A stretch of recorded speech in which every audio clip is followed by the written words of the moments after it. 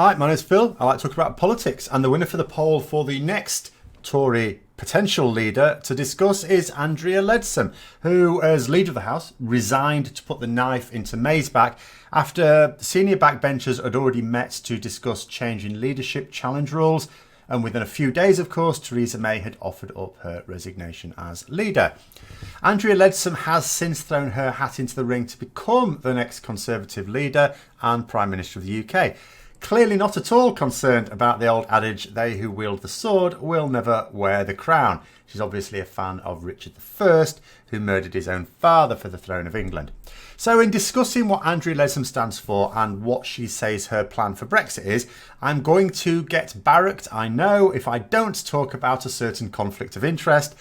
People have been poking me to make sure I don't forget that in the past week, so let's do that first. Now, we already know that the genuine Brexiteers, the ones who not only understand what Brexit is but genuinely want it, all promote our exit from the EU in order to increase their already impressive levels of wealth. If you don't already have massively impressive levels of wealth and you are not betting against Britain, then you do not stand to make money out of Brexit.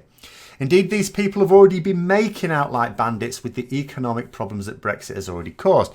In fact, I was reading an article just today about an investment broker whose investment fund, which was performing really well for some years, has taken a bit of a downturn in the past couple of years. And the reason for this is because they have been making their investment decisions based on an orderly exit from the EU.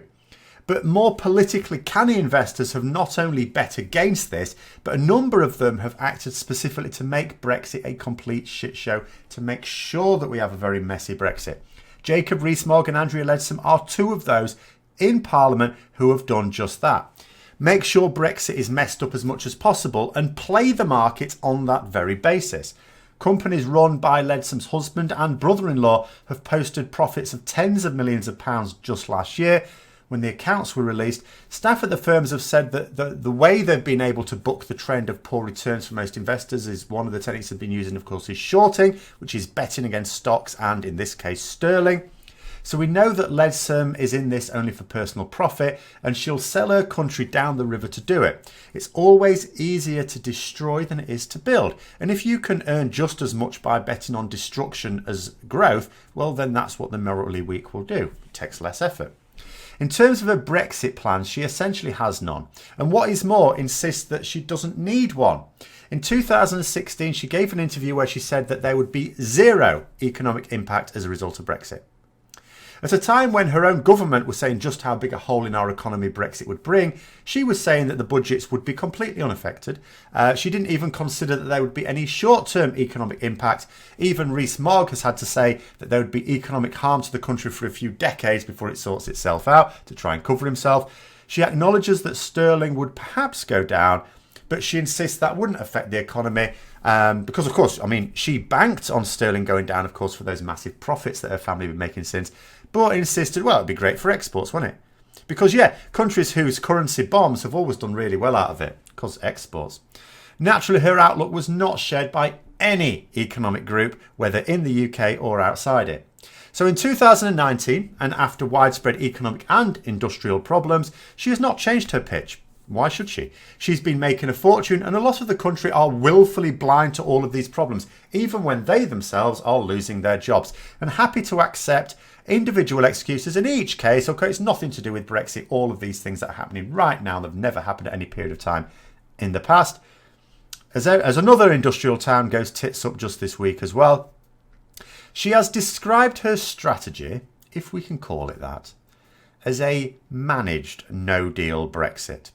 By this, she means that we will go out without the withdrawal agreement, but that she will agree a whole range of individual agreements.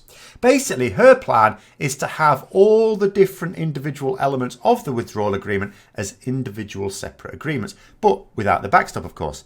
Naturally, this is just asking for the withdrawal agreement without the most essential aspect of it. Goes without saying that the EU have said not going to happen. But they've said that about most candidates' so-called Brexit plans doesn't seem to be stopping any of them carrying on with them.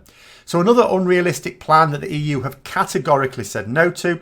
In response, Leadsom has said that she will speak to individual nations to arrange bilateral agreements. But hang on a minute, Andrea. Are you saying that individual countries within the EU are sovereign enough to make these arrangements on their own without EU approval? Doesn't sound quite like the Brexiteer stance that she uses when she wants to bash the EU. However, in this case, it won't actually work. The other EU countries have actually come close together as a result of Brexit and have been very wise at attempts to divide and rule. So far, there's no suggestion that someone as thick as Leadsom is going to succeed in a strategy that has already failed spectacularly so far. Now, with the spectre of a confidence vote being brought up, because of course the vast majority of Parliament are against no deal, if a Prime Minister tries to take us out with no deal, it's almost certain, unless a load of people are bluffing, that there would be a confidence vote for that Prime Minister and that they would lose it. No. When that was brought up to her in an interview, she said, Parliament's not going to vote against the Prime Minister taking it out with no deal. Because, I've got it totally sorted. They're not going to vote against me. I know what I'm doing. It's going to be a managed no deal. So before I go completely mad, considering her attitude towards Brexit, were the 120,000 odd Conservative Party members actually mad enough to make her the next leader? Although, to be fair, they're not really getting much of a choice, are they? Let's look at other aspects of her political performance. So, Leadsom is a particularly aggressive and vitriolic campaigner. Her first instinct against opposition to her statements is not to debate them, but to attack. In this vein, she has attacked the Governor of the Bank of England, the Speaker of the House of Commons, and now even her own party leader.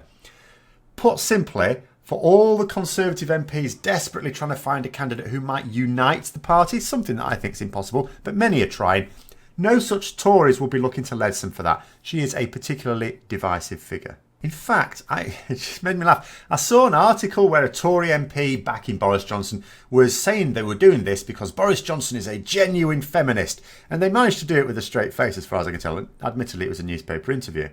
Now, that is the level of fantasy that some are prepared to stoop to in order to back their favourite and to try and come up with some reasonably moral reason for doing so.